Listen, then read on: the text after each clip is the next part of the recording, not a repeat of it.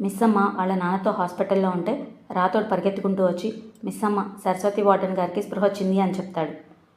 ఇది విన్న మిస్సమ్మ వాళ్ళ నాన్న, నేను ఆ సరస్వతి వార్డెన్ని కలవాలి, నా కూతురు గురించి తెలుసుకోవాలి అని మంచం మీద నుంచి పైకి లేవబోతూ ఉంటాడు. ఆ తర్వాత మిస్సమ్మ వాళ్ళ నాన్నని వీల్ చైర్లో సరస్వతి వార్డెన్ రూమ్కి తీసుకెళ్తూ ఉంటే మధ్యదారిలో అమర్ కనబడతాడు. వెంటనే మిస్సమ్మ వాళ్ళ నాన్న, బాబుగారు, నేను ఆ సరస్వతి వార్డెన్ని కలవాలి, నా కూతురు గురించి తెలుసుకోవాలి, నా కూతురు గురించి తెలుసుకోవాలి అని అంటూ వీల్ చైర్ నుంచి పైకి లేవబోతూ ఉంటాడు. ఇంతలో డాక్టర్ సరస్వతి వార్డెన్ రూమ్ నుంచి బయటకు వస్తుంది.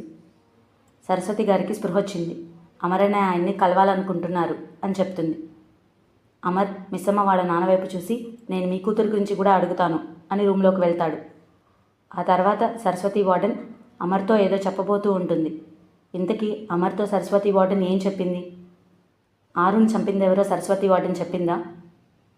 బాగి వాళ్ళెక్కెవరో తెలిసిందా?